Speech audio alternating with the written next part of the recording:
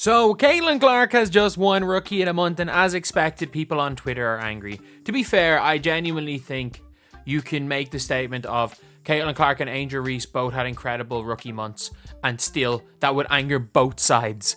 But, obviously, it is what it is, and that is the outcome the WNBA came to. I'm actually surprised. I am genuinely surprised the WNBA came to that outcome, but it was, like, let's be real. Let's be completely real. It was the right decision. Obviously the right decision. Before we get on, if you guys are new to the channel, subscribe. We are like 200. Are we less than 200 away now? We're there or thereabouts 200. We are actually 200 and... I'm 206 at the time recording this subscribers away. If we could somehow, by the end of tomorrow, to do 6K, that would be unbelievable, lads. Huge thank you guys for all the support recently. But in Caitlin Clark's rookie month, she has had a historically great first 10 games. Or first 9 games in her rookie month, because the win against the Sky was in June. So, like, her June stats may not be the greatest. Rebounds and assists are pretty good, but the June, like, she's only averaging like 7 points per game through June. But in May, 17.6, 6.6 rebounds, or 6.66, and 5.1 rebounds. Yeah, I know the turnovers weren't great. I think it was like 5.5 turnovers, 6.5 assists.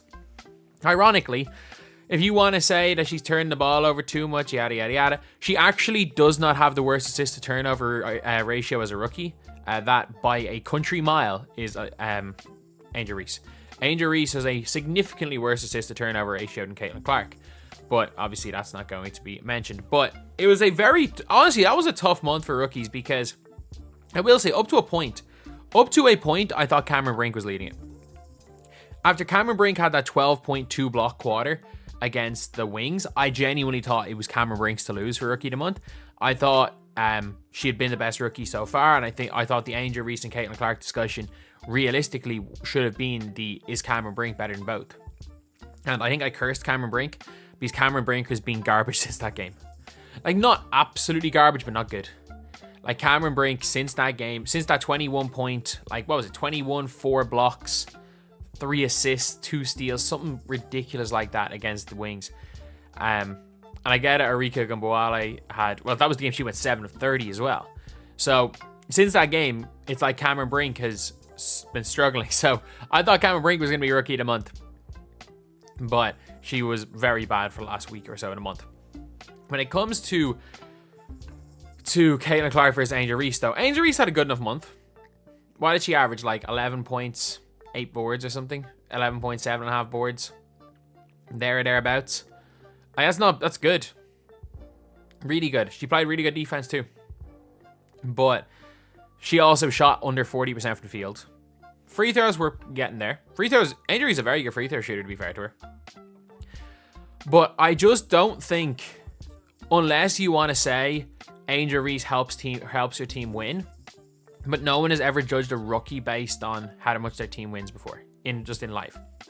Because when the Chicago Sky perform well enough that they're a playoff team and that they get the 7th pick in the draft versus the Indiana Fever, who haven't had a winning season in a decade and are an incompetent front office who have put together one of the worst, most dysfunctional teams ever, it's very, very difficult to judge winning against them.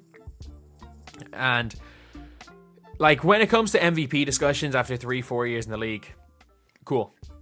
Mention winning in that.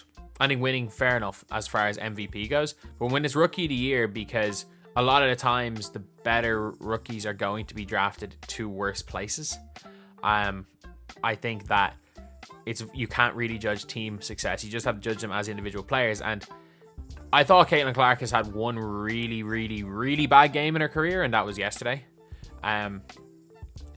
I thought she was better.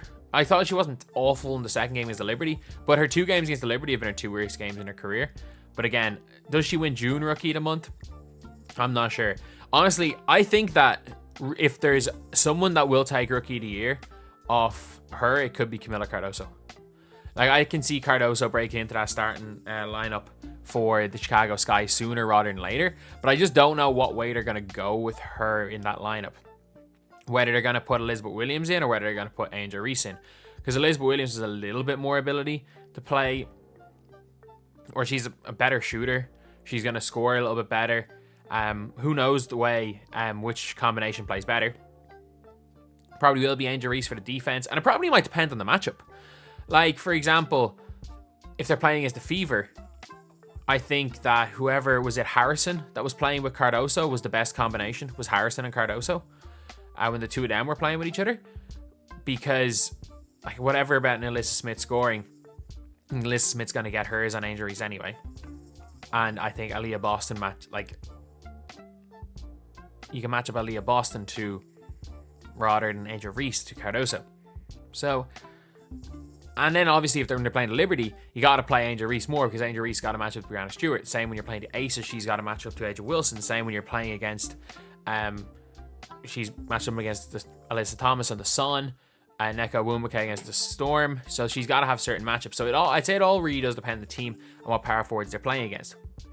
But there's no doubt in my mind that right now, as far as the Rookie of the Year race, Caitlin Clark is quite a bit out in front. She's quite a bit out in front. Her game where she had like 30, what was it? Like she wasn't that far off having a 30-point triple-double. She was a few catches from her teammates away from a 30-point triple-double. Although, 2 awful turnovers down the stretch against the Sparks. 2 terrible turnovers. She's still really good. And that's the big thing, is that I'm not sure Caitlin Clark, she's a really flawed basketball player, but it's funny when it comes to her is that everything she doesn't do really well, she's terrible at. And a lot of people are like, oh, that just means that she's just an all-around bad, ultra-flawed basketball player. If you can be terrible at certain things, and it's not like things she can't get, like what she is terrible at. She is terrible at getting through screens. She can, like, that's an IQ thing. That's they're putting her in that action. She can learn that. She has a terrible mid-range game. She's a terrible floater. Considering she can shoot the ball from 35 feet like it's a freaking catch and shoot 3-point shooting drill, I think she'll be fine. She'll figure out the mid-range shot. I don't think it's been needed as much as it is now. I think she'll be fine. As well as that, she's not the greatest as far as going left to the basket or shooting off the right. I think she shot once off the right against Chicago, so she's getting better at that. The fact is that she's this good when she still has holes in her game. When she when she's able to be good at that stuff. When she's able to figure it all out and improve at the things she's bad at, she's probably going to be the best guard in this league. I'm very confident of that. I'm not saying she's the best guard right now, but I think she's the best. She's the best, throw ahead passer. She is the best transition point guard in this league. If she was playing on a team like the Connecticut Sun, who are that elite defensively, she can be a system defender because she plays lanes and stuff well. And they're just getting stops and she's able to just dribble and they run with her. She would look like the best point guard. She'd be looking like one of the 3 best point guards in this league. She wouldn't be putting up 25 a game, but she would be putting up 16, 17. I think on a good team, she would put up 15, 6 boards at 11 assists. I think that is an actual thing. With her current skill set, on a good team, that's what she'd be putting up. And then I think that she's also got that potential to be able to do that while also averaging above 20 when her game gets better. I do think for an average 20 now, she's got to take some bad shots. Do I think Caitlin Clark's going to be Rookie of the Year? Probably not. I think Camila Cardoso. After that game, first game back, I just have a weird feeling Cardoso goes and wins this.